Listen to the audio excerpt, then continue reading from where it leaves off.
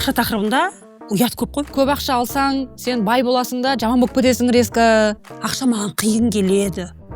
Қолымда ақша тұрмай. Негізі махаббат маңызды болу керек, бірақ ақша маңызды біздің ол. Кезінде 10 миллион қарызға кіріп кеттім. Бізде жұмсау менен табыстың арасында өте көп разрыв. Завел себе любовницу. За чей счет? Семейный бюджет. Ақшаның кесірінен ажырасады, алимент үшін ажырасады. Қазір қатындар құтырған, инстаграмда әдемі өмірді көріп алады да, ажырасады. Бүкіл кредитімді жаптым, өмірімнің мәні кетті, қайттан кредит алсам ба деген. Сен удобный қыз немесе удобный ұл болсаң, сенде ақша болмайды. Скидкамен бір нәрсе алу, бедное мышление ма? Это вообще не бедное мышление. Жалған статистиканы бәрі жаттап алған, ажырасудан екінші орында тұрмыз, ойбай, қазақ халқы құрып кетейін деп жатыр дейді. Бірақ ешқайсы ажырасудың себептеріне қарамайды. Просто соның бәріне шыдамаған әйел дейді. Ол шыдау керек. Ол 50 жыл өмірін құртуы керек. Сосын алтын тойда түк болмағандай тұру керек дейді.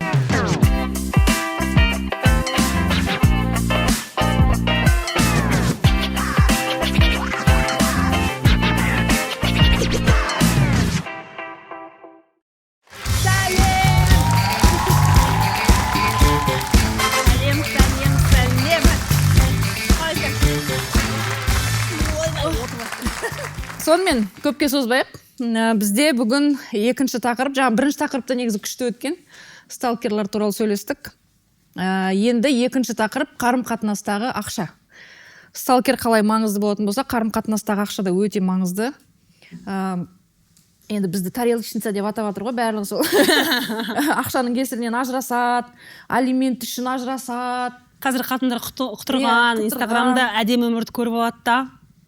Соттан ажырасудың андайда нөмір бірінші жаңағы себебі қаржылық деп көп айтады. Оны социологтар айтып жатыр, иә. Бірақ ол неге қаржылық екен қазір түсіндіруге тырысамыз барынша. Андайда, мысалы, барлығы айтады, анау статистиканы, жалған статистиканы бірден айтып кетейін, жалған статистиканы бәрі жаттап алған, ажырасудан екінші орында тұрмыз, ойбай, қазақ халқы құрып кетейін деп жатыр дейді. Бірақ ешқайсы ажырасудың себептеріне қарамайды. Оқымайды да конца бар ғой. Оқысай сен. Ненің мақаланың басын ғана оқиды. Аяқ жағына қарай барып оқымайды. Себептері, алғашқы 5 себебі қаржы, отбасы, жаңағы туысқандар араласады, измена, игромания, лудомания, жаңағы нашақорлық, алкоголизм, солар. Оның барлығын істейтін ер адамдарда мысалы. Сонда ажырасудың себебі жалпы әйел емес қой. Просто соның бәріне шыдамаған әйел дейді. Ол шыдау керек. Ол 50 жыл өмірін құртуы керек. Сосын алтын тойда түк болмағандай тұру керек дейді. Өлімші уже мына жерде не бақыттымыз ғой деп. Енді осы балалар үшін тұрдық қой, аузында бір тіс жоқ уже. Бақыттымыз ғой.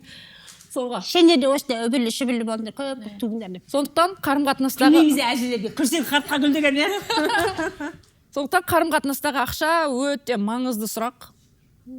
Негізі махаббат маңызды болу керек, бірақ ақша маңызды біз. Негізі біз енді осы екінші сезон түсіріп жатырық, иә. Бірінші сезонда 12 выпуск жасадық па? Сол 12 тақырыптың ешқайсысында біз ақша тақырыбына келген жоқпыз. Бұл бірінші рет келіп жатырық. Я думаю, что қайталанып келінеді. Өйткені ақша мәселесі, мен қаржыгер ретінде айтайын да, қаржылық сауаттылық деп жатамыз, басқа да қазіргі кезде өте көп ақша инструменттері бар, иә, неше түрлі жаңағы кредитование, рассрочка, займ, бірдеңе, ломбард тапсыру, оның бәрі продуктілер. Это банковские продукты. Их очень много, олар доступны. Вот қазір қолымыздағы гаджет арқылы кез келген кезде өзіміздің қалаған импульсивный желаниемізді сразу кредитке болса да алып аламыз да.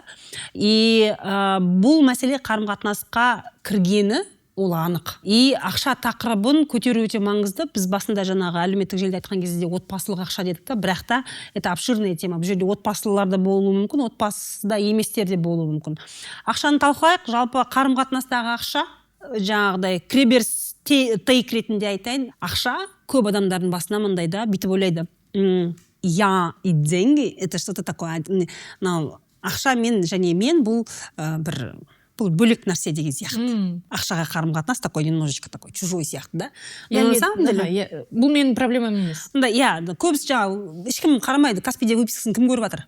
Оны ешкім қарамайды, и как-то вот ақша және мен какой-то менімен бір параллельный нәрсе сияқты, да? Ол мен екеуміз тоғыспаймыз. Бірақ кеп атады әйтеуір ше.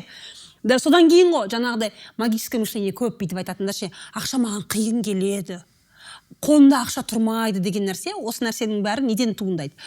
Сен ақшаны басқармайсың, бірақ ол сенің өміріңде бар, сенің әртүрлі салаңа ол енген, сен оны басқара алмайсың, бірақ сен оны мойындаған келмейді. Мына нәрсе бар, неге қарым-қатынастағы ақша мәселесін көтергіміз келеді? Өйткені сенің ақшамен қарым-қатынасың, сен жалпы адамдармен қарым-қатынасың және өзіңмен қарым-қатынасың көрінісі, айнасы. Деньги — это как лакмусовая бумажка. Баяғыда химия сабағында естідің бе лакмусовая бумажка деген? Не істеген кезде ана сен қарайсың, щелочь па, не ма, бүйтіп қарайсың, көрсетеді саған нәтижеде. Ақша, сендегі ақшаның бар ақшаның деңгейі, сенің қарызың, сен ақшаны қалай жаратуың сенің портретіңді салып береді. Сен ересек адамсың ба, жоқ әлі бөпесің ба деген нәрсе. Бұл жерде үлкен қарай беретін болсаң өте көп проблемалар бар. Жаңағыдай айтып жатырық қой, мы живем в эпоху потребления. Мы живем в мире социальных сетей. Біз күшті көрінгіміз келеді, өзіміздің құндылығымызды әлеуметтік желі арқылы, новый покупка арқылы сонымен көрсеткіміз келеді да. И соответственно, ол нәрсені біз немен жабамыз? Ақшамен жабамыз. Көп жағдайда байқасаңдар қарым-қатынаста біз ақшаны қаншалықты жақсы көреді, жақсы көрмейді дегенмен бағалаймыз. Да? Иә. Ақша тақырыбында ұят көп қой. Ұят көп, иә. Ол тәрбиеде солай бізде ақша туралы ойламау керек. Бізде, менің өзімде мысалы көп жағдайда қыздар менен сабақ алады, сценарийге қатысты бірдеңе. Сосын өзінің жұмысын бағалай алмайды. Жұмыс берушіден, мысалы оған заказ келеді, осындай сценарий жазып беруің керек, осындай проектке қатысуың керек. Ол өзінің жұмысын бағалай алмайды. Сосын мен айтамын, сенің жұмысың міне осындай тұрады, сен 8 сағат жұмыс істесең, осындай тұрады десем, ұят сияқты олай сұраған. Осылай бастайды да. Бізде өйткені кішкентай күнімізден ақшаны сұрама, алма, ұят болады, көп ақша деген ол жамандық. Көп ақша алсаң, сен бай боласың да, жаман болып кетесің резко. Медиадағы репрезентациясы сондай. Ұрлайтындар, зорлайтындар, мафияның барлығы бай, наркомандардың бәрі бай. Сондай бір неден кейін адамдар ойлайды, ақша деген мені құртатын нәрсе, мен одан алыстан сыйласуым керек деп ойлайды. И өзінің бағасын білмейді. И ол отбасында да солай көрінеді. Еркектерде де, әйелдерде де солай. Нақты өзінің қанша келіп атқанын, ол қалай отбасына келіп атқан, және сол моментте ол қалай жұмсалу керек екенін біле бермейді. Ары қарай сіздің кезегіңіз дейсің. Финансовая измена деген терминін білесің бе? Жоқ, бірінші. Финансовая измена, кто слышал? Ана сенің неңдегі ма, стористарыңдағы қыздар ма, 5 миллион жинайтындар солар ма? 5 миллион бер жағы ғой. 3 квартира алып тастайды ғой. Мен вообще байына айтпай. Мен үшін олар андай кәдімгідей сиқыршы ма? Реально жазақ действительно сондай. Жалпы қаржыгерлердің ортасында сондай термин бар. Финансовая измена, когда әйелі не еркегі жасырып ақша жинайды, тығады. И ол жаңағыдай мен енді сториста бүйтіп көрсетіп, анонимді неде қыздар көрсетіп жаңа пәтер алып жатырып ақша жинап жатырмын деген нәрсе. Бірақ бұл ер азаматтарда финансовая измена ер азаматтарда көбірек дамыған. Бірақ ол бізде көрінбейді. Мысалы он там, не знаю, завел себе любовницу. За чей счет?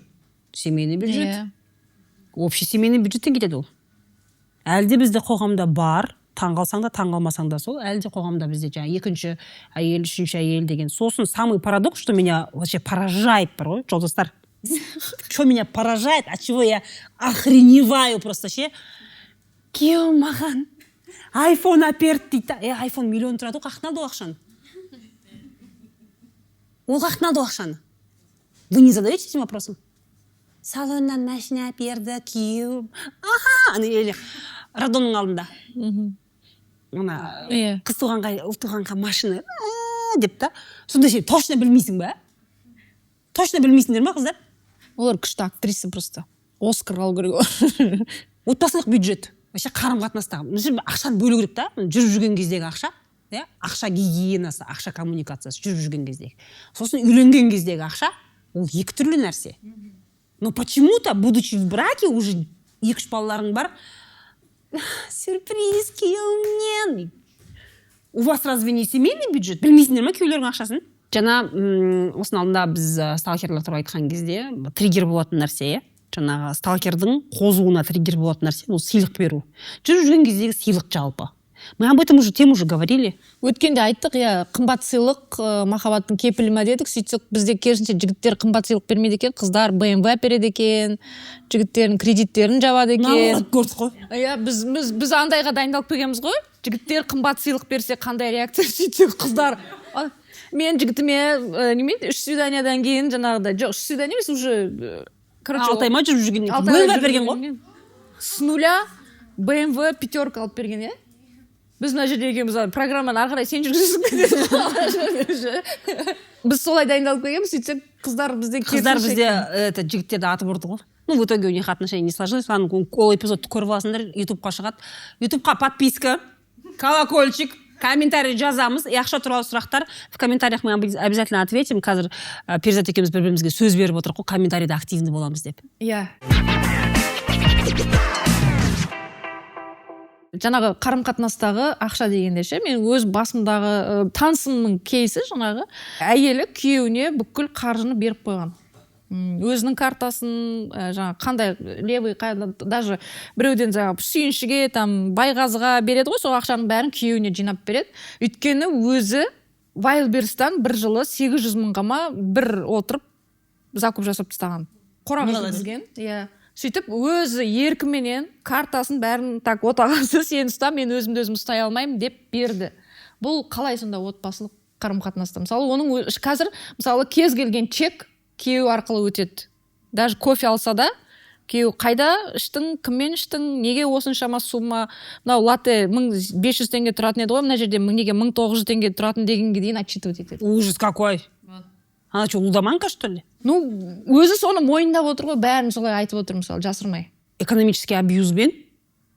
экономический контроль оны бөліп жару керек та ол жерде қыз өзі беріп отыр да негізінде вот этот шапоголизм бар басқа бар жаңағы лудомания бар бұның бәріне психологқа бару керек бізде просто шапоголизмді жаңағы импульсивный покупканы проблема деп көбісі қарастырмайды өйткені ол капитализм үшін ол жақсы ол бизнеске жақсы біз оны проблема ретінде қарастырмаймыз но за вашими импульсивными покупками обычно бывает очень много тревоги мысалы РПП бар расстройство пищевого поведения когда сен білмейсің да стрессовать етіп жарты халіңді жеп қоясың жалғыз өзің немесе булимия бар анорексия бар жаңағыдай жегенді құсып тастайтын деген сияқты это все расстройство пищевого поведения ал ақшамен қарым-қатынаста расстройство бар екен көбісі как бы да ол факт ретінде мы об этом еще не говорим мен әлі капиталистік әлемде ойбай осындай проблема бар елдің бәрін емдейді деген нәрсені көрген жоқпын әлі Поэтому это ответственность каждого идти к психологу и с этим вопросом работать, потому что импульсивный покупканың артында обычно тревога болады, әртүрлі депрессивный состояние болады, стресс болады. Кейбіреулер тревога кезінде тамақпен басатын болса тревогасын, а ол именно шопоголиктер жаңағыдай бірдеңені жарату арқылы қарызға, мысалы қарыздан қарызға кіре беретіндер. Вы знаете, который вот кредит алса да, қайтадан алып қоя беретін, танымайсыңдар ма? Танимыз, жетеді. Бір кредитті екінші кредитпен жабатын адамдарды білемін. Да, но кредит төлеп, сосын қайтадан кредит алатындар ше. Иә, жауып тастайды да бір айдан кейін. Өткенде мен Тредстан көрдім. Бүкіл кредитімді жаптым, өмірімнің мәні кетті, қайтадан кредит алсам ба деген. Вот вы смеетесь, а оның артында негізі ол адам психотерапияға бару керек. Потому что мына жерде неше түрлі биохимиялық процесстер жүріп жатыр оның миында ше. Сен на повышенном адреналине, стрессте, ақша табу керек, кредит жабу керек деп жүрсің ғой. Сен ұзақ уақыт, мысалы 24 айлық кредитің бар, 36 айлық кредит бар. Сен сол адреналинге үйреніп қаласың. Понимаешь? Соған үйреніп қаласың да, сосын ол кредит жабасың ғой. Адреналин жоқ өміріңде. Жоқ ода. И сен думаешь, блин, ты не знаешь, куда себя деть. Жетесінде жаңағы сол адреналин жоқтығынан вот это дополнительный стресс сені әртүрлі қасаққа тығады. Сен даже кредит алмаймын десең де, бірдеңені білмеймін, біреудің тойына көмектескің келе ма, машинаңды соғасың ба, или там вдруг какой-то бір зат саған керек болып қалады ше. Срочно керек бір сумкама өмір қарамағансың, бірақ алғың келіп кетеді да. Білмейсің, бірақ балиге барғың келіп тұрады. Да. Сондай болып. Сөйтіп кредитке қайтадан кіресің. И сенде, заметьте, осы жерде көріп отқандар, ютубта көріп отқандар, бәрін астында комментарийға жазып кетіңдер обязательно. Кто так чувствовал? Когда сен кредиттен шықтың, сосын қайттан кредит алған кезде, вот некая вот эйфория болады, дофамин болады. Ана сен өзіңді могущественный сезінесің. Именно андай емес, ура, кредит алдым деген емес. Сен андай супер мотивация пайда болады. Мен төлей аламын бұны ше. Конечно, идея деген менде ұрттыр, креатив деген, бизнес ашамын, итем битем да. Вы путаете эту эйфорию. Это дофамин от того, что сен сейчас обратно бұрынғы күйіңе қайтып келдің. Зона комфорта деген нәрсе сол ғой. да, вот бізде зона комфорта дегеніміз иә. ол комфортты өмір сүру емес, ол Иә. үйреншікті. Иә. Сен үйреніп қалған ол саған зиянды болуы мүмкін, Иә. бірақ ол сен үшін зона комфорта. Вот бізде соны ойлайды, зона комфорта деген ол жайлы жылы жер деп. Ондай емес. бәрін бүкіл қағаз жауып тастап бамбук шегіп отыр деп айтты. Нет. Зона комфорта это когда сен трэш өмірге үйреніп қаласың да, и сен содан даже шыққанның өзінде тебя тянет же обратно. Воронка сияқты артқа қарай сен шақыртты ғой, қайтса ше. Қайт. И вам обязательно надо вот психотерапиямен өту керек та ол нәрсені ше. Во-первых, қарызға қатты кіріп кетсең, вот бывает же, да, сен қарыз алып, қарыз жабасың, елдің бәріне қарызсың, при этом лудоман емессің. Но почему-то вот все время ты тратишь, да? Вот сондай кезде обязательно ақшаны тамақ жеп, киім алмасаң да, не қылмасаң да, психотерапия это обязательно. Только психологпен шыға аласың ол нәрседен ше. Өйткені егер сен онымен шықпасаң, то есть поведенческий паттерн, жаңа айттым, нарушение, да, поведение. Сен соны мынау мидан реттемесең, ты обратно будешь залезать в долги, и каждый долг будет больше. Кто видел в Инстаграме такие истории? Мынандай ше бар ғой. Кезінде, подожди. Кезінде, мынандай 50 миллион емес, кезінде 10 миллион қарызға кіріп кеттім. Бірақ қолын алу керек. Биттім, нан істедім, қатқан нан жедім, болмады. Әйелім кет қалды. Бірақ мен сол 10 миллионнан шықтым дейді. Вспомните. Шықтым дейді да, бірақ бір жыл өтпейді да, ол қайтадан уже 50 миллион кіріп кетеді. Есть такие блогеры. Они были пару лет назад. Вспомните, ютубта көріп отқанда жазыңдаршы. Өзіне өзі сұхбат беретіндер бар еді ғой сондай. Мен де берген, мәселе ода емес. Мәселе ода емес. Андай бар ғой, прогрев ретінде өзінің қарызға кірген контент қылып айтады да, бәрі күшті дейді да, қарыздан каким-то герой, это путь героя называется сценарийда. Путь геройдан бет шығады да, көтеріліп. Сосын байқасаң, сол адамның карьерасын қарасаң, бір жылға қайтадан кредитке кіреді. Этим людям надо лечиться, потому что жаңағы адреналиновая зависимость, плюс да, жаңа сен қайттан қарызға кірген кезде сен өзіңді бақытты сезінесің. Энергия на подъеме. Креативить етесің. Есть люди, которые специально қарызға кіреді, немесе косякқа кіреді, чтобы быть в работе постоянно. Тек қана қарызға кірсе ғана жұмыс істей алатындар бар. Мойындаңдар. Мойындаңдар. Андай ше, қалтасынан қолын көтеріп отқандай бар шығар. Бүйтіп ше. Мен ғой деп. Қарызға кірсе ғана жұмыс істейтіндер бар. Мысалы, қарызы жоқ, жаңа қарызын жауып тастады ғой.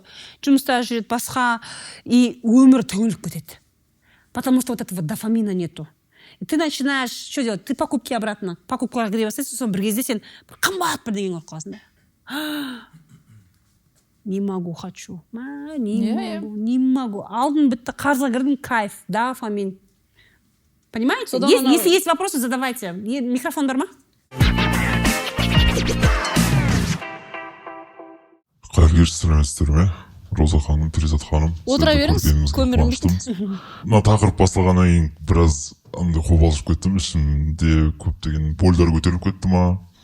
Себебі көзімізді тырнап ашқалы, есім білгелі, енді мен қарапайым семьяда өскем, ата-анам педагог. Көзімізді ашқалы, әйтеуір семьяда ақшаның жетіспеуі, одан кейін қарыз, кредит деген секілді. Біз сондаймен туылдық. 90-2000 жылдар бәрі сондай болды. Иә, мен өзім сонымен туылдым, осы нәрсемен.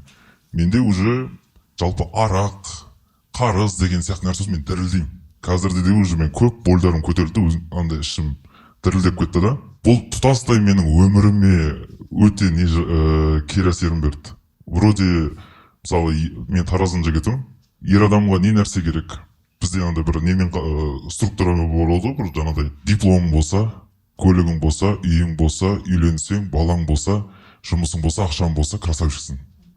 Менде осыдан 1-2 жыл бұрын өмірден смысл жоғалтқам. Менде себебі бұның бәрі болды. Мен үйлендім де, кішкентай қызым бар, бірақ бір кезде менде үлкен бір күйзеліс пайда болды. Өмірден смысл жоғалттым. Бір комадан тұрғандай болдым. Бір қарасам, үйде қызым жүр. Не болып жатыр деген секілді. Бірақ соның барлығы 1 жылдың ішінде развод болды. Развод тек не только мен семьям, баладан, әйелден, достан, көліктен, авария, адам қағу бүткіл нәрседен болды да. Себебі бұл не үшін болып жатыр? Осы нәрсе болмай-ақ қойса екен деп жүгіреміз да. Осы оқуың, тоқуың, сенің өзіңнің өміріңді ұмытып кетесің. Сен хороший, удобный, правильный, алдыңғы қатарда жүруге ұмтыласың да. Бірақ өмір сені бір мұхататын сияқты болып көрінеді. Ең соңында анандай самолетке ремень тағыңдар дейді ғой, бірақ қазір авария боламыз демейді ғой. Мен де үйленуім де солай болды. Бірақ қазір қарап отырсам, бұл галочка ретінде ғана үйленгенбіз. Бір көрдік та үйлене салдық. Сен әйелісің, мен күйеуім болды ма деген секілді. Қарап отырсақ, сыртқы нәрселермен өмір сүргенбіз ғой. Автоматик өмір сүріп па? Иә, сондай нәрсе болды. Енді менің айтқым келген нәрсе, қазір енді терапевтпен жұмыс жасаймын. 20-21 рет барған шығармын. Көп нәрселер ашылып жатыр. Осы уақытқа дейінгі барған мен еңбегімнің барлығы өзімнің немнен болмаған қалауымнан деген секілді. Жаңа бұның алдындағы тақырып сталкинг тақырыптары, басқа да тақырыптарды сіздерді эфирден де көріп жатырмыз. Бұның барлығы сол адам өзінің өмірін сүрмеуінен басталатын секілді. Ақшаға қатысты, семьяға қатысты, басқаға деген сияқты. Сосын енді қайда деп ойлайсың. Үйіңе көмек бермейін десең, тағы болмайды. Мен де бірнеше кәсіппен айналыстық, әлде айналысып жатырмын деген секілді. Бірақ біразын банкрот болғанбыз, басқа болғанбыз. Оны тікелей мысалы семьяның әсері бар деп айта алмайсың. Опыт жоқ қой. Иә, кінәлай алмайсың семьяны. Ол себебі әке-шешең. Олар үнемі жаңа кредитке үйреніп қалған. Енді осы жолда компанияны с нуля құрамыз, партнерім бар. Жақсы, үлкен нәрсеге, әлде жақсы. Дегенмен, менде показатель жоқ. Енді қай жағынан айтсам болады, капитал жинауда. Үйдегілердің бүткіл батып кеткен нәрселерін бір тұрғызып алайын деп, солардың нәрселерін қайтып жүгірдім. Енді өзімді өмір сүремін деген кезде алдында тағы бір нәрсеге кредит алған. Деген секілді ғой. Ол бәрі сені анда күйдіріп жібереді да, сонда өз өміріңді сүрмеу, ол өмір бақи жалғаса беретін секілді. Қазір мен жасым 26-та. Қазір мен түсініксіз бір қызбен жүрейін десем, вроде менің әлі бір қызым бар, үйленгем. Енді ол қыздың хақысына кіруге мен құқым жоқ бір деген секілді. Бойдақпын дейін десем де басқа, үйленгем дейін десем де бір түрлі да. Сондай бір халдемін. Бірақ мен қазір енді осы нәрселердің бәрімен жұмыс жасап жатырмын. Бөлек тұрамын, сепарация, соның бәрін өткізіп жатырмын. Осы тақырып айтылғаннан кейін көп нәрселер ашылып кеткеннен кейін осы қозғап жатқаным ғой. Рахмет. Рахмет. Иә, историяңызға рахмет. Ондай бізде өкінішке қарай біз реально өмірде жаңағы ойбай еркектер андай, еркектер мындай дейміз ғой, бірақ өткенде де программада айтқанбыз. Жігіттер просто бұндай ашық айтпайды проблемаларын. И реально ата-анасының донор болып отырған ұлдар өте көп. Иә, қыздар да ұлдар да көп. Иә. Ата-анасы реально вот жаңағы айтып отқан кейс, менің қасымда бірнеше жігіт бар сондай. Ата-анасы кредит алады. Ала береді кредит. Иә, ала береді. Болмаса дым кредит алмаса да алтындарын ламартқа тапсырады да, әпер деп отырады. Жаратып жібереді ақшаны. Сосын ол сумма менен кетіп отыр ғой.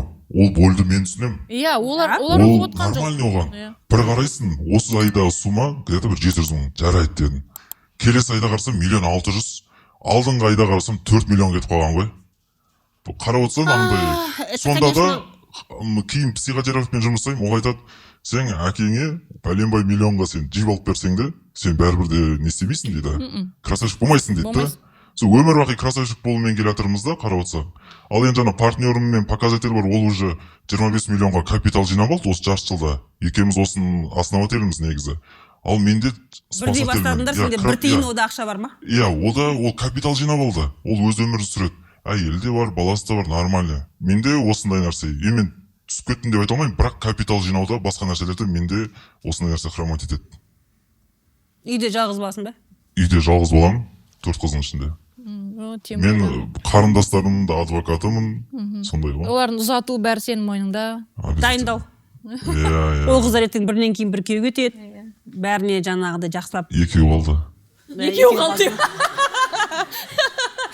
Екеуінің тойы бар, одан кейін олардың жаңағыдай бесігі бар, бірдеңесі бар, все на вас будет. Бұл жерден мындай мәселе да, раз уж сен плательщик болғаннан кейін ақша ақылдасылу керек. Бұл жерде екі выход бар. Не сен вообще төлемейсің олардың кредиттерін.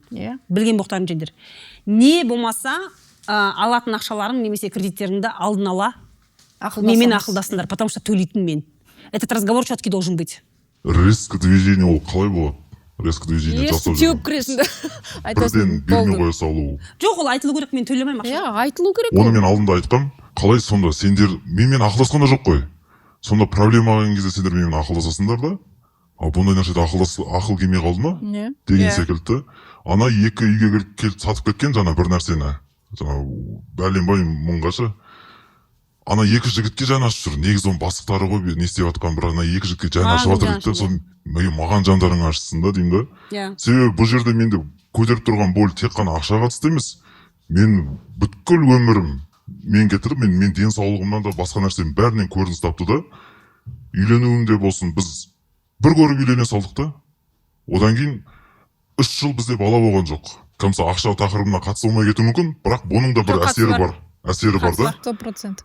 Ары қарай жоқ, ара қатынастарың жақсы болып кету керек сендер. Біз сол кезде ашып айтқанбыз.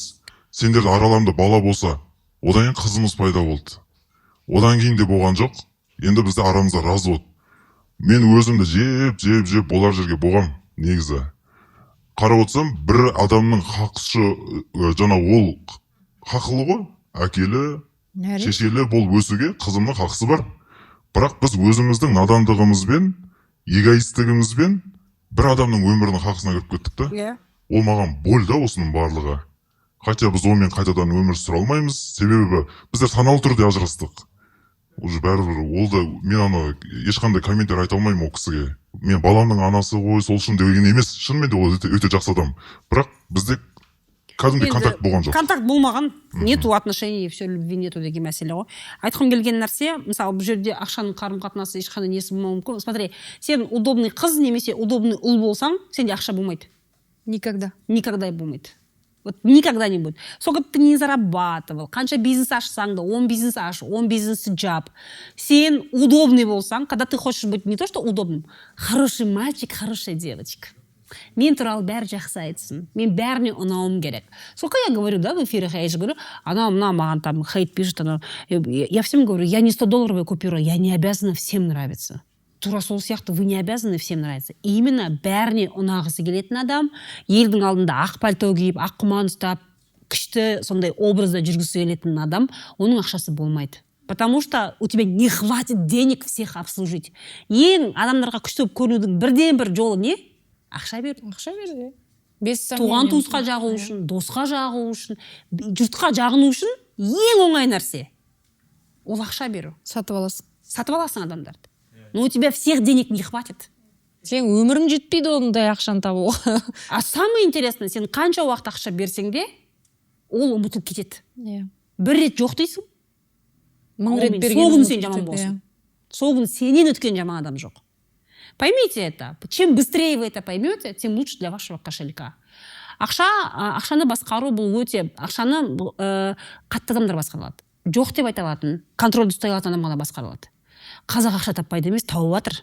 Бізде бір миллиондап тауып жатқан 19-дағы, 18-дегі қыздар бар, 20-дағы қыздар бар, бизнес жасап. Қазақ табады ақша. Айтады ғой, қазақ жалқау, қазақ жұмыс істеп. Қазақ табады ақша. Просто сендер бір-бірлеріңе жағынамын деп той істейсіңдер, кредитке кіресіңдер, туысқанға машина әпересіңдер, туысқан баласын оқуға түсіресіңдер, тағы да бірдеңе. Вы тратите просто очень, я не знаю, каких-то бешеных условиях. Потому что бәрін бір-бірлеріңе жаққыларың келеді. Не істеу керек? Не істейміз? Біз енді отбасылық қарым-қатынас бар, туған туыспен, бауырмен қарым-қатынас бар, әке-шешеміз дейді. Біз ана нәрсені түсінуіміз керек. Біздің қоғам, біз қазір тәуелсіздік алғанымызға 35 жыл болды ма? Біз давно капитализмде өмір сүреміз. А при этом мы хотим остаться вот в семейный недеше жаңағыдай кланмен өмір сүруге. Патриархальный клан жаңағы. Әкем мен шешем, бауырларым бәріміз бір клан болып өмір сүреміз дейді. Бірақ та қараңдар да, бұрын біз көшпелі кезде, көшпелі қоғамдарда, қазір де бар ғой, көшпелі қоғамдар қазір де бар, Моңғолияда бар, миллионға жуық көшпенділер тұрады Моңғолияда. Африка елдерінде ауыл шаруашылықпен өмір сүретіндер бар. Олардың барлығы көп туады, не аграрлық, не көшпенді қоғамдарда, олар не малмен, не егінмен ақша тапқаннан кейін, олардың капиталы не мал, не егін болғаннан кейін, олар көп туады. Олар ойланбайды, мына баланы қалай асырамыз деп. Ол қоғам сондай. Ну, смотрите, біз 35 жылдан бері мы перешли в капиталистический мир. Сознание ана жақта. Сознание қалып қалды. Біздің көшпенді қоғамда қалып қалды да, жаңағы бауырың бәрін таскать ету. Среднестатистический казахстанский мужчина бүкіл бауырын таси алмайды. Өзін басын алып жүргеніне рахмет айтсын. Не то, что ата-ана, мысалға да, ата-анасы, бала шағасы, еще әйелі үйде отырып бала туып отыру керек екен да. Еще арасында жаңа қарындастары жылап келген кезде, бірдеңе алған кезде оларға да беру керек екен. Невозможно. Посмотрите на среднестатистического казахстанского мужчину. Тура өздеріңіз сияқты кәдімгі мектепті бітірген, орта мектепті, кәдімгі елдің алған грантпен оқыған, дипломын алған, не ол әкімнің баласы ма еді? Ол министрдің баласы ма еді? Қалай ол бүкіл семьясын асырайды? Конечно, асырай алмайды. Ол не істейді? Он в кредиты залезает. Лудоманияға кетеді. Ол лудоманияға кетеді. Везет не всем. Посмотрите, везет не всем. Біз бәріміз среднестатистический казахстанцы. Арамызда көп емес бізде байлар. Old money жоқ бізде. Қазақта бізде ескі ақша жоқ.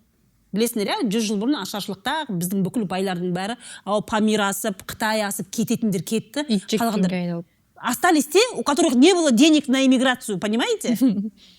Біздің ата-бабамыз бай болған жоқ в каком-то поколении. Қазір енді біз алғашқы бай бола аламыз, бірақ ол үшін сен өзіңнің капиталыңды құра алу керексің. Ол кезде сен өз капиталыңды құрғың келетін болса, онда сен жоқ деп айтып үйрену керексің.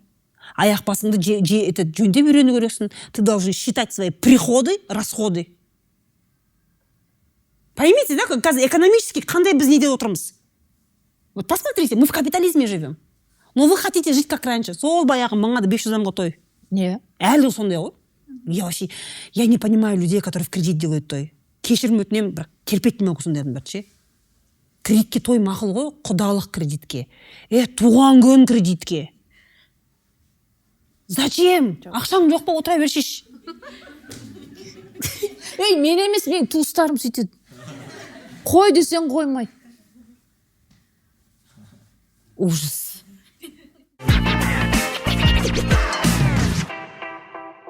Сәлеметсіздер ме? Біз күйеуім екеуміз келіп отырмыз.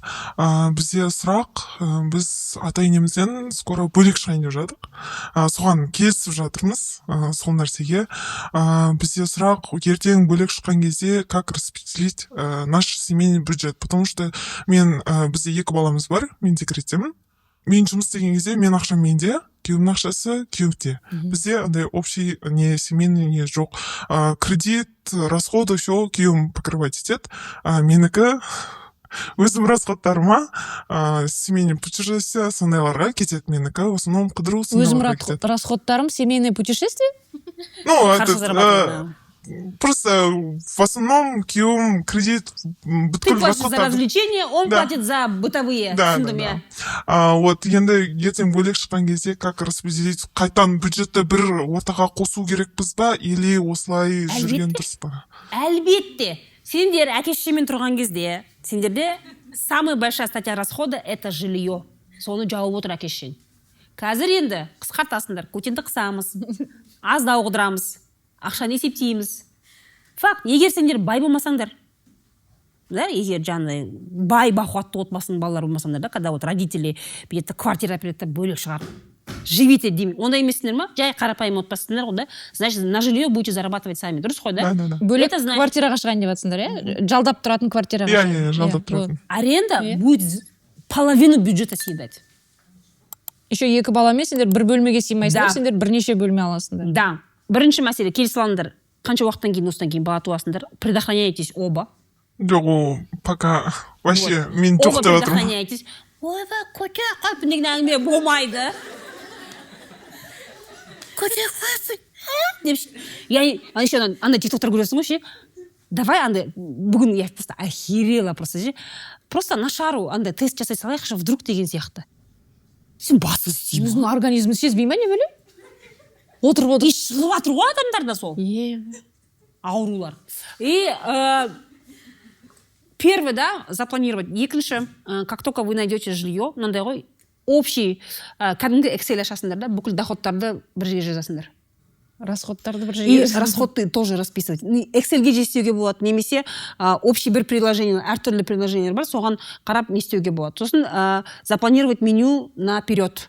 Мысалы, көбісі ең көп ақша неге кетеді, сен если ана магазинге жүгіре бересің. Там очень дорого. Поэтому оптовкаға барып, закупай, ол үшін меню жазып тастайсың. Мысалы, мына күні палау жейміз, мына күні манты жейміз, мына күні пельмен жейміз, мына күні ештеңе жемейміз, мына күні мынандай кешегі тамақ жейміз, ол рас. Сөйтіп, енді нормально ғой. Екеуі қашып кетеді қазір, ата-енеме кетпейікші бар. Жоқ, сөйтіп пландайсыңдар да, и соған қарай примерно шығарасың. ChatGPT-ден сұрасаң, айтады, 4 адамдық болған кезде қанша килограмм күріш керек, соның бәрін сөйтіп спискпен, четко спискпен барасында оптовкадан барып сатып аласың оның бәрін. Сөйтіп алып келгеннен кейін, сол по меню будешь готовить, у тебя меньше будет времени уходить на то, чтобы бізде ең көп әйелдердің уақыт кетеді, білесің бе не нәрсеге? Не тамақ істейді бұл? и стрессовать етеді не адам. бар еді деген сияқты ше, ойланып, сосын сол стресста сен есіктің алдында продуктовый магазинге барасың да, тратишь больше, чем надо было. Иә. Понимаешь? Жолда чипсы аласың, тағы бірдеңе, бір дизи алса, Еще баламен барады ғой. Да. Бала бірдеңені жолдан бүйтіп кетеді. Поверьте мне, егер жаңағыдай отбасы банкке ақша жинап, өздерінің үйлерімді аламын деп, үйлі боламыз деу мақсат абсолютно реально у нас в стране. Это абсолютно реально. Бүкіл жағдай Ол үшін жинақы болу керек. Жаңағыдай да, ең үлкен статья бізде кететін, это аренда, екіншісі тамақ. Вот сол екеуін реттесең біраз ақша қалады. Обязательно нужно откладывать на депозит, чтобы жаңағыдай отбасы банкке жинайтын болсаңдар. Негізі көбірек жұмыс істеп 30-35 жасқа дейін максимально ерінбей, аянбай, таянбай жұмыс істеу керек. Максимально. Если вы не из богатой семьи. Сол кезде уже сен 30-35 келген кезде сен үйің болады, сен әлі жассың, балаларыңды жағдайы жақсы и нормально өмір сүресің. Уже можешь и путешествовать, былай қарасаң, ничего сверхъестественного істеген жоқсың, ты просто меньше тратил. Понимаешь? Просто поток денег надо видеть. Доход қайда кетіп жатыр и расход қайда кетіп жатыр. Это легко. И мынандай мәселеде көп конфликттер отбасылар неден болады? Потому что вы друг с другом не общаетесь на тему денег. Бізде осынша қанша эпизодтар түсірдік, қанша рет болды. Любой қарым-қатынас тақырыбында жетеді. Кімде сұрақ деген кезде мен деп міне ақша туралы сұрақ қойсаңшы, ешкім қоймайды. Настолько это стыдно. Хотя есть проблемы у всех. Бәріне бір ақшамен проблема. Каспилеріңді ашайық па десең. Вы не хотите этот вопрос задавать, понимаете? Сейчас, почему, казалось, осы выпуск идет просто тупо как лекция? Потому что вот тема денег, она очень стыдная, өте қиын ол нәрсе. Мойындауға қорқады барлығы. Сол біз алдын ала дайындалып жатырық та, мен өзім профессиям өзіме ұнамайды, сол үшін новый не оқып жатырмын, үйреніп жатырмын, күйеуім поддержка беріп жатыр. Соны енді біз алдын ала қандай не істеуіміз керек, қалай жасау керек, бөлек шыққан кезде прям деп не істерімізді білмей қалмау үшін алдын ала дайындалып жатырық та сол нәрсеге. Это классно. Мынандай нәрсе бар да, бізде осы жерде айтып кетейінші, біз нерв қатетін маған сұрақтар дәрет кететінше,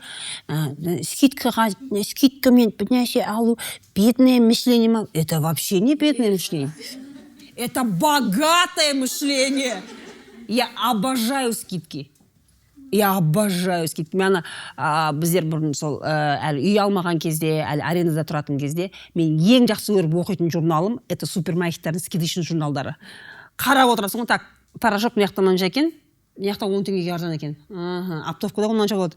Отырып есептеп, строго спискпен шығамыз. Азында таңертең шығасын, Астана тұрамыз ол кезде.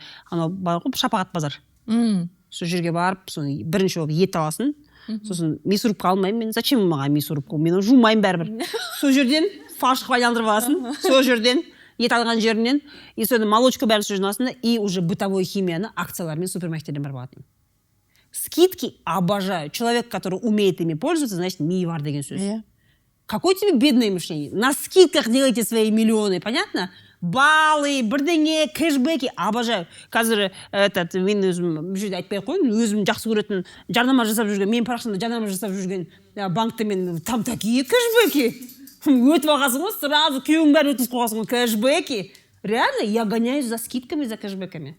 Купите вот эту коляску. Ана бар ғой? Апалар таситын. Соны үлкен аласыңдар и жаяу барасың базарға. Барықтарыңызға қайырлы кеш. Сіздерді көргеніме өте қуаныштымын. Менде бір сұрақ пайда болды. Негізі сұрақ қоямын деп ойлаған жоқпын келген кезде. Біз екеуміз үйленгенімізге 2 жыл енді болады, почти болады. Бір қызымыз бар. Қазір енді біздер ақшамызды жаңағы ақшаларымызды қосып общий жинаймыз, айына бір түсетін күні. И сол кезде жаңағы шығарамыз мынау квартираға, мынау жаңағы продукты, ет, анау деген секілді. Общий болады ғой бюджетіміз. Енді жаңағы гүл, подарка алатын кезде именно маған сол кезде андай уже менде андай үйленгеннен ой болып кетті да, уже мынау гүл 30 мың теңге тұрады, лучше ет алатын едім ғой, или продукт алатын едім ғой деймін. И бірақ бір ой келеді да, неге мен типа өзім аяп жатырмын, мен де жүріп жүрген кезде ана себепсіз гүлдер аласың, үйреніп қаласың ғой, апта сайын тосыннан келеді да, білмейсің қашан саған гүл берейін деп жатқанын. Мысалы уже қазір общий бюджеттен кетіп жатқаннан кішкене ішің ашып тұрады, бір жағынан өзімді де ұмытып кеткім келмейді да. Енді сол жағын, бірақ сыйлық алмай қалсаң тоже болмайды мысалға. Енді бірақ жағдайын қарасаң алмау да керексің да. И солай өзіңді ұмытып кетесің ба, жаңағы өзіңді бір енді жаман сезім ғой, тоже гүл алмай қаламын, бүйтем деп енді қалай болады екен сол жағынан. Алу маңызды ма или бірге уақыт өткізу маңызды ма? Сіздерде семейный бюджетте статья болу керек для развлечений на двоих. Я ондай бар, оған бөлеміз. Екеуіңе жаңағыдай балаша қыдырып, понимаете, стресс. Сен күнде ше жаңағыдай ай сайын ақша жинап, ай сайын жаңа тек қана үйге ақша жинаса ғана кішкене стресс болады, ол стрессті шығару керек. Сондай кезде романтические встречи для двоих сондайға отдельный статья болу керек, расходтарға бөлесіңдер ғой, продукты анау-мынау деген кезде. Соған бар. А ты говоришь именно про сюрпризы. Сосын мынандай мәселе, я не знаю, какой вот мына ақшаға қатысты этап әртүрлі болады, ол бірден келмеуі мүмкін. Басында сіздер сияқты бүкіл до копейки бір казнаға қойып бөлулеріңіз мүмкін да. Кейіннен уже жағдай дұрысталып не істегеннен кейін договоритесь вот так вот. Не істегеннен кейін, допустим, уже үй алдыңдар дейік, иә? И остается у вас один единственный расход, жаңағыдай комуслуг, балалардың общий расходы, и екеуің бірдей ақша саласыңдар да. То есть вот комуслугты разделили, что-то, и карманные деньги остаются, на которые вы можете тратить на себя, которым можно дарить какие-то сюрпризы, анау-мынау. Бізде сондай. Біз, мысалы, закрываем расходы основные, остальные деньги каждый сам тратит. Күйеуім өзі тратит, я сама трачу. Біз андай общий ақша жинаймыз, общий депозитке саламыз, общий расходтарды жапқаннан кейін каждый свои деньги себе. Ол үшін бірақ, во-первых, мысалы біз 40-тан астық та, өмір бақи жұмыс істеп келатырық. Жұмыс өтілің бар, табысың көбейеді, опыт бар, балалар үлкен, бәрібір ше. Ол потихоньку келесің да. Бірақ сендер жаңа үйленгенсіңдер да, жаңа өздерің 21, 22, 23, 25-тесіңдер да. Табыстарың әлі аз, и сейчас вам нужно, вот, не знаю, вот, скооперироваться, копить деньги в общий счет. Вместе развлекаться, ну, білмеймін енді, гүл бара-бара қымбаттап жатыр ғой. Сосын гүл бар ғой, я не знаю. Сосын зачем 30 мыңға гүл? Не только гүл, там подарки енді кездесіп жүрген кезде де болады ғой, енді бастап үйленген жылдары солай ойлап кетесің. Жоқ, подаркіге статья қалдырасыңдар ғой. Подаркіге қалдырмаймыз, но бірге мысалы кафеге баруға, там осы күні тамақты кафеден ішейік, осы айына 2 рет деген сияқты солай қалдырамыз. Туған күнге даналайық, маған мынау, саған мынау деген, иә, дұрыс қой. Это нормально. Қыздар жігіттер, это нормально. Ойбай, күйеуім маған осындай бермеді, анау-мынау. Я лично общий семейный расходтан я сократила көп нәрсені. Мысалы, маған подарка, анау-мынау, гүл. Муж только, вот, знаешь, вот, өзі өтіп барады, машинасымен өтіп жатқан кезде бір әдемі гүл көріп қалса, әперейші деп алып бермесе, а так нет, лучше подари мне лего. Маған сол гүл. Мысалы, 60 мыңға букеттер бар ғой, мысалы, 50-60 мыңға. 60 мыңға не лего аласың, не гүл аласың. Лего кайф маған. Договоритесь для себя, ол нәрсе неміз, әрине Инстаграм жазсыңдар ғой. Инстаграмда көресіңдер, подружкаларың, жаным, гүл беріп жатыр, рахмет, жаным, отағаса деген букеттер саған кезде, ой, дексіңдер, алғың келеді да, абсолютно понимаю. Но проговорите это, осындай қалай ойлайсың да, айтудың өзі сол напряжение снимать етеді. Когда вот вы рассказываете, да, осындай қазір енді, бірақ біз өйткені общий мақсат бар ғой, үйге жинаватсыңдар деген сияқты, да, или баланың оқуына жинаватсыңдар деген сияқты. Проговаривайте это обязательно. Я жаңағы бюджетті бөлек жинаған кезде басында білінбейтін да ол нәрсе, мысалы, әкеле салады, бере салады, сен қуанасың деген сияқты. Уже общий болған кезде енді, білмеймін, мамаларымыз бұрын солай істейтін еді ғой. Лучше мынаны алайық деп, сондай болып кетіп бара жатырық па кішкене. Қазір енді основной мақсаттарың үй ма? Үйді жинағанша жаңағыдай кішкене жинақтап отырайық, одан кейін уже можно договоритесь вот так. Мынандай нәрсе ғой, просто бұл қыздың айтып отырғаны сіздің заманыңызға дейінгі психологтардың айтқаны. Атта сайын гүл беріп деп па? Иә, саған. Это не каждый мужчина. Извините, сен кімге күйеуге тидің? Министрдің басы емес қой. Қарапайым қазақ жігіттердің бәрі ондай бай емес қой. Это не говорит о том, что он пусть жаңағыдай қарапайым болса, онда ақша таппайды екен ғой, оған мотивация емес, мәселе ода емес. Он должен стремиться увеличивать доход. Екеуің де. Сен ғана емес, ол ғана емес, сен де, да? Екі жақтап тауып ортаға салу керек, да? Надо стремиться к большему. И егер сен одан қымбат подарка сұрамасаң, ода ақша табуға мотивация болмайды деген нәрсе, ну, я не знаю. Мысалы, қарым-қатынастағы ақша деп жатырық қой. Қарым-қатынасқа ақшаның кіргені, екеуінің орталарына ақшаның кіргені қаншалықты дұрыс? Вот чем дороже это подарки мне муж дарит, значит, я ценнее деген нәрсе қаншалықты дұрыс? Вот это финансовая дискриминация. Я понимаю, қазір біз капитализмде өмір сүріп жатырмық. Біз әлеуметтік желіде налево направо сондай контент көреміз. Күйеуім күшті машина әперіп жатыр, анау мынау. Біз соны күнде көреміз, ойлаймыз, бізде бір нәрсе дұрыс емес па деген сияқты да. Бірақ қара, бұл өмірді сүретін екеуің үшін не нәрсе комфортно? Вы об этом должны разговаривать. Ашық әңгіме болу керек. Ақша туралы ой, сыйлыққа қатысты ой, и без обвинений. Мысалы, мен осындай сыйлықтарды хочу. Я понимаю, бізде қазір ақша жоқ, но я этого хочу. Онда айтқан ештеңе тұрған жоқ, айтқанда тұрған ештеңе жоқ. Он все равно это запомнит. У него тоже появится мотивация накопить как-то, ертең тағы ақша тапсам, алып беремін деген сияқты. Айту, в этом нет ничего плохого. Но требовать, типа... И жаңа айтып тұрмын ғой, сол психологтар сөйтіп үйретеді. Кеше ғана тредста бір еркек коуч айтып отыр. Егер мен добытчикпін дейді. Мен беретін адам таппасам, жаңа менің әйелім менен сұрамаса ол ақшаны, мен беретін адам басқа табам дейді. Сөйтіп отыр, астында қырылып жатыр барлығы, короче. Сондай психологияменен өмір сүреді көп әйелдер, көп еркектер. Нафиг нужен такой мужчина? Нафиг нужен такой мужчина, который держит тебя на контроле? Қазір любой біреуін тауып алсам. В целом, то есть ему человек не нужен. Көрдің ме, құндылыққа не нәрсені қойып отыр ол. Мынандай мәселеде ол мен сөкпеймін ешқайсыңды. Егер қарым-қатынас не хотите, в этом нет ничего плохого. Но очень странно, кошелекқа күйеуге тиіп, одан махаббат сұраған бір түрлі да сәл. Внимание сұрау, махаббат сұрау. Понимаете? Түсіністік сұрау. Бірақ сен басында оған кошелек ретінде қарадың. Потребительский қарадың. И ол да саған потребительский қарады. Ол саған сатып алған товар ретінде қарады. Екеуің бір-біріңе потребительские отношения, и при этом ты хочешь семью с этим человеком. Тайттың өзіңдерге жүретін жігіт болады, үйренетін жігіт болады. Жігіттер абсолютно так рассуждают. Жүретін қыз бар, үйленетін қыз бар. Вот қызырды сондай. Понимаете? Семейные парни, они другие. Я вам скажу. Семейный отбасы болам деген ер азаматтар болады. Вообще басқа болады. Они более спокойные. Олар жаңа жоқ десең түсінеді. Сыйлайды. Арыз сөз айтпайды. Көңіліңе тиетін сөз айтпайды. Контрольдауға тырыспайды. Ол үйленетін жігіттер ол басқаша болады сәл. Ойласаңдаршы, сендер мәз боласыңдар контрольдауға ұстаған сайын ше. Ты моя деп, ана бірдеңе, ұзын киме, шашыңды бет. Қысқа киме деп. Да, сен он меня любит, он меня защищает. Қуасыңдар бар ғой ше. Сондай бір абьюзерға тиіп аласыңдар да, он же меня защищает, он...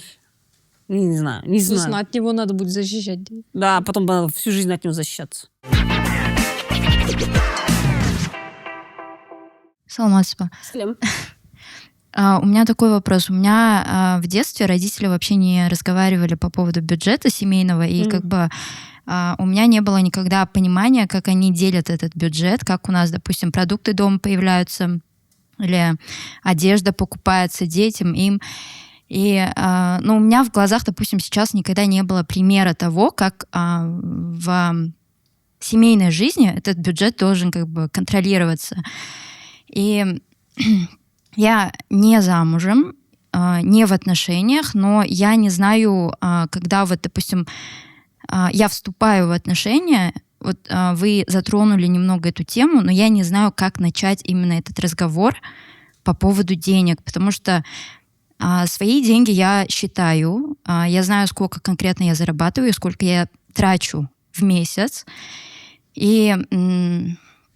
Ну вот у меня есть Excel-файл, я там все веду, но когда у меня начинают спрашивать, допустим, родственники, родители, сколько я зарабатываю, я никогда им не говорю, потому что для меня это немного нарушение моих границ каких-то. Айтылмау керек. Айлықтарыңды айтудың қажеті жоқ, қанша табатындарыңды мақтанбаңдаршы. Манша миллион оборот сделать. Ага, айтыр. И вот, во время отношений я тоже не знаю, как задать этот вопрос другому человеку, потому что мне кажется, что я тоже буду нарушать его какие-то, возможно, личные границы. Но если я в отношениях, я хочу знать, сколько человек зарабатывает. Я не знаю, как этот разговор начать. Если вы друзья, да, допустим, друзья, родственники, я достармен, туысқандармен, подругалармен отырған кезде өзің доходың туралы айтудың қажеті жоқ. Но сендер жүріп жүрген болсаңдар и әрі қарай отбасы болуға дайындалсаңдар, онда надо будет, знаешь, расчехлять все, сдать все медицинские анализы, рассказать о всех своих кредитах, первый кредитный бюродан справка аласыңдар. оның кредитный историясын қарайсың. Возможно, ол үйленгенге дейін сенімен қосылардың алдында ол уже черный списокта немесе кредитный историясы нашар болатын болса, сендер отбасы банкте үй ала алмайсыңдар. Имейте в виду. Вам придется копить по-другому. То есть все, уже егер бірге боламыз, ары қарай боламыз десеңдер, уже делать ештеңе жоқ. Вы просто все расчехляете, все полностью, все анализы, все финансовые какие-то эти... Все карты на стол. Все карты на стол. Потому что қарым-қатынасқа солай кіру керек. А как правильнее? Это уже когда вот дело идет к свадьбе, или, допустим, вы понимаете, что у вас серьезные отношения, да? но пока, свадьбы пока, допустим, не серьезные будет. Отношения жить будете, да, до свадьбы? Да. Если да, то даже если совместное проживание, это тоже вы должны это бюджетом уже говорить. Отношения, конечно. Да? Қайда тұрасыңдар? Ол үйде кімнің үйінде тұрасың? Если в твоей квартире жить, простите, платите. аренда төлейсің, да, еще что-то. Считать надо все. Совместное сожительство это уже есептеу. Перестаньте кормить себя иллюзиями. Да. Вот возвращайтесь, да, начинайте изучать отчеты. Мы неплохо зарабатываем. Большинство казахстанцев неплохо зарабатывают. Мы просто плохо тратим. Жұмсау менен табыстың арасында өте көп разрыв. Өткенде сен көрдің ба, кесте шықты ғой. Кедейліктің шегінде 200 мың табыс бірдеңе деген ше. Көрдім. Сосын чатқа салып қыздар айтып жатыр да, типа, ой, біз 250 мың табамыз, значит, кедей деп ше. Сосын мен айтам, мына жерде табыс деген сөз, ол айлық емес. Сенің айлығыңнан қалатын ақша. Сол кезде айтады, ой, біз вообще уже все, анау кедейліктің шегіндеміз біз уже. Өйткені олар ондай табыс қалмайды айлықтарынан. Кредиттерінен төлеп болған кезде онда 250 мың теңге қалмайды. Ең кедейліктің шегі 200 мың ба, 250 мың теңге болып тұрды. 200-ден басталды, вот. 30 болды, да. Біз сол нәрсенің айырмашылығын түсінбей жатырмыз. Біз жаңағы тапқан ақшамызды жаңағыдай кредитпен жабамыз. Главное, келесі айға аман-есен жетіп алсам болды деген нәрсе. Эмоциональный покупка бізді қатты құртады негізі. Керек емес нәрсе өте көп аламыз. Нам это не нужно, но рекламада көрген нәрсе. Мысалы, да, осыдан бала кезінде, мысалы, сен не жедің ба? Мысалы, творожный сыр жедің бе сен? Че? Неге біз қазір творожный сыр аламыз? Ты думала об этом? Реклама это қатты. Мен бүйт просто иногда холодильникті ашамын да, алатын заттарды қараймын да, и салыстырамын бала кезімдегі продуктілермен ше. И есть много чего на самом деле абсолютно не нужно. Өмір сүру үшін аса маңызды емес заттарды ала береміз. Көп нәрселер бар. Жаңа продуктіге әзер жеткізіп жүрген адамдар ренжитіндей не қотқан жоқ. Но если қарасақ, может менің тратам сондай шығар. Я не знаю, как у вас, но я замечаю, что мы, оказывается, очень много тратим ненужного. Керек емес нәрсе көп аламыз. Те же самые перекусы, снеки, рамены, чипсы, соки, солардың бәрі. Анандай не болады ғой, синдром Золушки болады ғой. Бір күні болады, өзі таңертең тұрасың, тез жинайсың, сосын бір эстетический тамақ жасағың келеді. И сосын жаңағыдай қымбат заттар алады. Андай бір итальянский спагеттилар, сондайлар алады, жаңағы семга алады. Ондайды күнде жеп жатқан жоқ. Бірақ ана эстетика хочется, потому что таңертеңнен сен үйіңді жинадың, енді хочется жаңағыдай. Сосын оны ана рецептке қарап, әйтеуір ана бір неше түрлі фуд-блогерлар бар ғой, солардан қарайды да жасайды. Мен қасымдағы қыздардан көргенімді айтып отырмын. Сосын ол жасайды, бір рет жаңағы сторисқа салады, мен осындай күшті қалдым дейді. Анау тамақ содан қалғаны сол жерде тұрады. Өйткені макарон бір коробкасын сатады, оның барлығын ол жалғыз өзі жемейді, оның барлығын. Семганың жартысы сол ана неде брокколи алған, ол холодильникте бүйтіп күтіп жатады, көгеріп ше. Қашан аласың сен мен деп. Өйткені ол оның күнделікті тамағы емес. Ұмытып кеттің ба сен? Мен алып едім ғой эстетика деп ше. Авокадоның жартысын жейді, жартысы бүйтіп атады деген сияқты. Сондай жаңағы эмоциональный покупкалар өте көп. Жаңағыдай ана мен де эстетикамен біраз өмір сүрейінші деген ше. Сосын қазір мынандай тренд болып кеткен. Ана кофейняларда мынандай коробкалар тұрады, ішінде көп кружкалар. Көргенсіздер ме? Қазір кофейняларда сондайлар бар.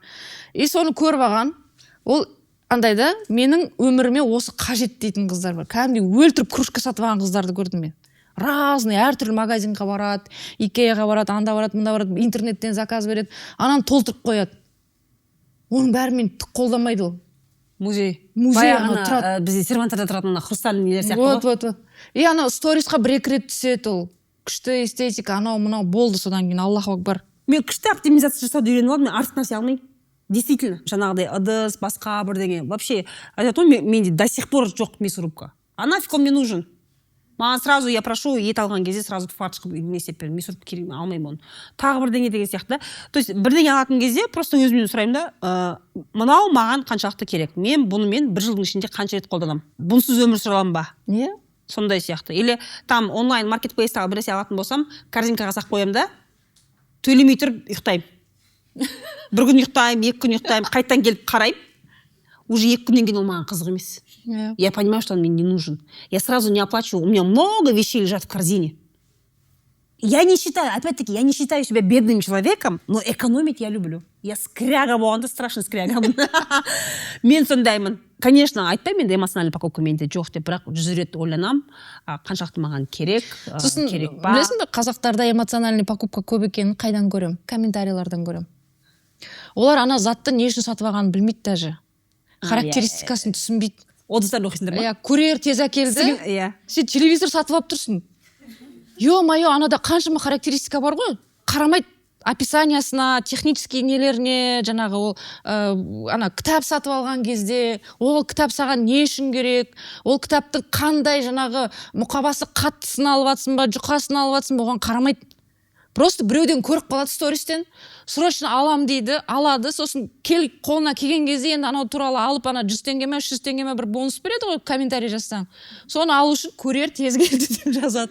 Вот мен сол кезде қатты түсіндім, что бізде кәдімгідей ана блогерлардың рекламасын ілініп қалып, болмайтын заттарды ала береді. Біреуден көрді, білмеймін, сондай шығар. Білмеймін, ана бір комментарий бар ғой, менше, күштекен сіңіліме әпердім, бейшара қуанып қалыпты.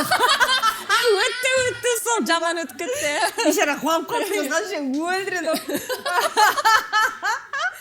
Сіңіліме әпердім, бейшара қуанып қалыпты.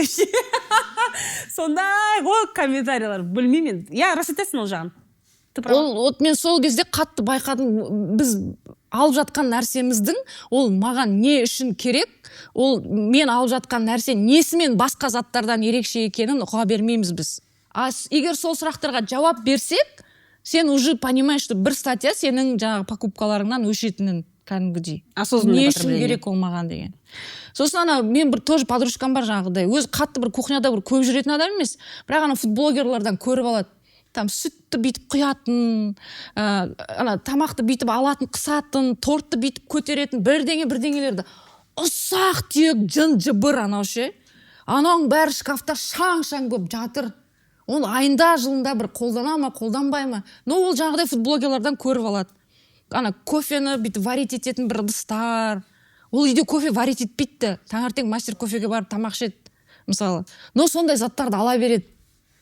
Мен кофеварка алмадым ғой, білесің бе? Бағалап салыстырдым, жаман жаба ұстап менде ше. Так, ең арзан 250 мың, мен алғым келген 700 мың тұрады екен. Кофе машина ше. Білем. Әр ойландым, алсам ба, сосын өзіме мотивация қойын. Так, мен мына проектін жабайын, соның айлығынан, соның табысынан алам деп өзіме сөйтіп қойдым. Пока ол проектін жабам дегенше жаңағыдай жаба душты меня, короче, жаба душты, ойландым. Сосын бір күн бір мастер-классқа бардым кофеден. Мынандай воронка кофе бар ғой. Кәдімгі машина емес, воронка кофе, сондайға бардым да. Тема екен. Воронка сатып алдым ғой. Бүкіл, 60 мың теңге шықты ғой, бүкіл комплект.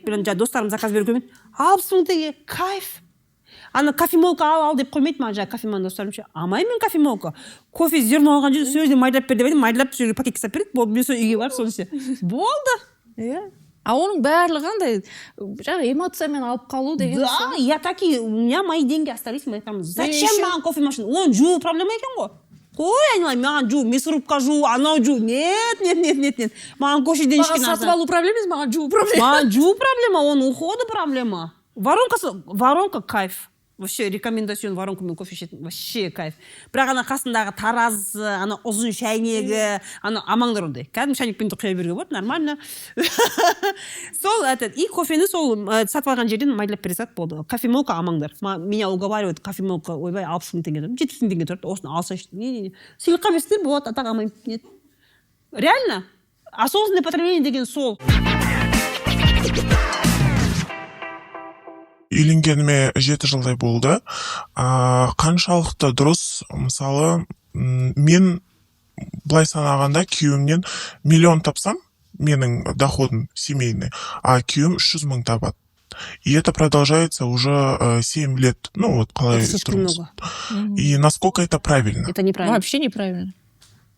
Это должно обговариваться. Енді үйленейін жатқандар, обговаривайтесь. Мындай кез келген отбасы капиталистік өмірде бұл проект. Екі инвестор келеді да. Екі инвестор келеді ол проектіге. Екеуің не только эмоционально, ментально кіресіңдер, оған еще физически жаңа нагрузкамен кіресіңдер, бірінші, екінші, үшінші ауысымның жұмысы, иә. И үшінші ақшамен де кіресіңдер. И мынандай мәселе болады. Мысалы, әйел декретте отырған кезде бала екі жақтың да қалауы болады ғой. Сен 2 жасқа дейін әйел табыссыз отырады, және еркек өзінің несін есептеу керек. Так, бізге табыс бір-ақ көзден кірген кезде мен 2 жыл бойы отбасында әйелімді асырай аламын ба деп оған, то есть баланың туылуына дайындалу керек, ақша жинау керек, жаңа туылуы бар, басқа расходтары бар. И әйел жұмыс істемеген кезде менің ақшам жете ме деп ойланып талқылану керек. Ол бірінші мәселе. Екінші мәселе, өмірде әртүрлі жағдай болады. Мысалға, жұмыссыз қалып қалу, ауырып қалу, сондай моменттерде тоже надо обговаривать. Через сколько сен обратно неге келесің. Мысалы, даже ол отбасылық өмірде мамандық ауыстырды дейік. Я на базе высшего ол 2 жыл где-то доучился. Осыған дейін юрист болды да, енді одан кейін инженер болатын болды. Он на базе высшего 2 жыл оқиды, дұрыс па? Значит, 2 жыл оның табысы әйтеуір таксовать етеді, анау-мынау универден кейін оқиды, тағы бірдеңе. Оның табысы 2 жыл аз болу, это нормально. Ондай кезде әйел көбірек таба береді. В этом нет ничего страшного. Главное вот договориться. Но когда 7 лет он сидит дома и не пытается зарабатывать, это паразитизм. Нет, он пытается, ол даже біз жүріп жүрген кезде жоқ, табады ғой. Ну, примерно деген ғой, это вот может 300 мың, потом 400 мың, 500 мың, ну как получается? Ну, не это миллион. У нас зависит оклад и бонусы. Yeah. Да? Адамдардың келген, как обслужишь, так и получаешь бонусы. И менде мынандай болады да, алдаған жоқ үйленетін кезде. Вот прям на свидание ходили, он говорил, у меня 9000 тенге, и ол бізге жетеді ма, киноға барсақ, тамақ жесек қалай деп менен сұрайды. И мен я деп, ол ашық алдамай айтқанында маған сол ұнады. И это продолжается. Я его люблю, хороший человек, ничего не говорю, но мен всегда его тащу. Давай, анан стик, мынан стик деп ша. Он сейчас карьеру делает? Или жұмыстан жұмысқа ауысып жүре ма? Сондай бар. Ана жұмыстан шығады, мына жаққа кіреді деген сияқты. Бывает такие мынандай жұмыстар болады да, мысалы, білмеймін, сен екеуің бір инженер, бір сондай бір технический жұмыста, оны зарплата өсе бермейтін. У него родственников нету, у него знакомых нету, ол өзі бірдеңкеден, ну вот, мамасы ғана бар, ну там есть родственники, но ондай қатты араласатын. Мәселе ода емес, мен жұмысын сұрап отырмын, туысқандарымнан мен Сенің родственниктарың көп па не?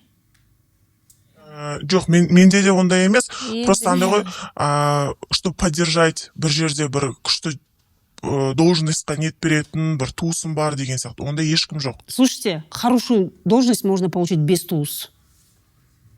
Вот сколько раз әйел басымен я тоже это, просто, знаете, вот ешкім жоқ, әкім, ешкім, ағам, көкем жоқ. Смотри, когда мужик говорит, да, смотри, мен қалтамда міне, мынанша ақша, деді, честный, молодец, лайк тебе, но не 7 лет. То есть иногда мен честный вот түсінсей мені, қараса енді болмай жатыр ғой. Ты это оцениваешь, твой мозг это оценивает, как будто он честный. На самом деле он оправдывает свое бездействие. 7 лет. Ол көп табыс таппаудың, семьяға жеткізбеудің оның себебі болу керек. Я, мысалы, мамандық ауыстырып жатыр, немесе сондай бір инженер сияқты бір заводта, өз карьерада жай өсетін жұмыстар болады. Сондай жерде жұмыс істеп, сондықтан да аз табама. Не себеп? Если он с работы на работу прыгает, при этом у него не растет доход, а ты за все платишь, не знаю, это неправильно. Он хорошо істеу керек сондай кезде, вот, паразитизм. Сөйлесу керек. Тапсын ақша. Жиі тоқтап тұрсын. Немесе өзің табасың. Договоритесь, ты кормилица, он, не знаю. Балалар бар ма? Все делает. Ну, жаңағы, даже үйді жинағанның өзінде у него нет такого. Проблем жоқ. Проблем нетесің. жоқ. Но ты зарабатываешь больше. Должен на уровне зарабатывать. Хотя бы половину. Ну, а что, если ее устраивает это? Если бы устраивала, она бы вопрос не задавала. Нет, это меня не устраивает. Я хочу, чтобы ол тоже көтерілсін, ақша тапсын деп. Именно он, ну как... А что тогда оправдываешься? Каждый сөзің он оправдываешь. Потому что люблю его. Это любовь? Нет, спасаю. Конечно. Ты мама? Yeah. Нет, мамасы бар, енем бар. Жоқ, Я ее тоже люблю. Сен мамаңнан артық жақсы көресің оны кәдімгідей. Он мамасынан артық оны прям андай. Жаным ол өзі туыстары жоқ өзі сол өзі. Жалғыз бала еді өзі сол деп. түсінуге болады енді, зато алдамайды мені. Айтып жатырмын, қалтасында ақшаны айтып жатыр ғой ол. Болады, бере салайық енді, сұрағаннан кейін беріш деп тұрған кейін бере салайық. Если не устраивает, действуешь. Если Конечно. устраивает, живешь дальше солай. Для профилактики сәл бүйтіп не қылып жүруге болады да. Емшектен шығару. Емшектен шығару керек. Перестань кормить. Перестань спасать. Перестань платить его платежи. Сол, на этой ноте заканчиваем, да? Да. Ютубқа жазыламыз, жолдастар. Ютубқа жазыламыз, лайк қоямыз. Ақша туралы сұрақтарыңызды комментарийға жазамыз. Уақыт тауып, отпуск алып, больничный алып, обязательно комментарийға жауап беремін. Шыққаннан кейін обещаю. Барлық эпизодтар толығымен ютубқа шығады. Егер де жұрттан бұрын ешқандай рекламасыз көрем десеңіздер, онда Easy Appқа өтеміз. Easy Appта эпизодтар ертерек шығады, және де толығымен шығады. Біз көп жағдайда ютубқа кішкене цензура жасаймыз, сәл енді боп тұрады, өйткені арасында эмоционально жаңағыдай боқтап жіберетіндеріміз болады. Олардың барлығы Easy Appқа толығымен шығады, ал ютубта кішкене цензурасы бар. Сондықтан да екі жақтан да көресіздер ғой. Мына жақтан да аз болмайды. В любом случае это будет полезно, да? Ең басты комментарий жазыңыздар, реакция білдіріңіздер. Әркім кейстерін көбірек жазса, көбірек бізге де сабақ. Тамақ болады, сабақ болады. Третьті көшірейік та біздің комментарийға. Там будем общаться, да, ветки создавать, да? Рахмет келгендеріңізге. Рахмет.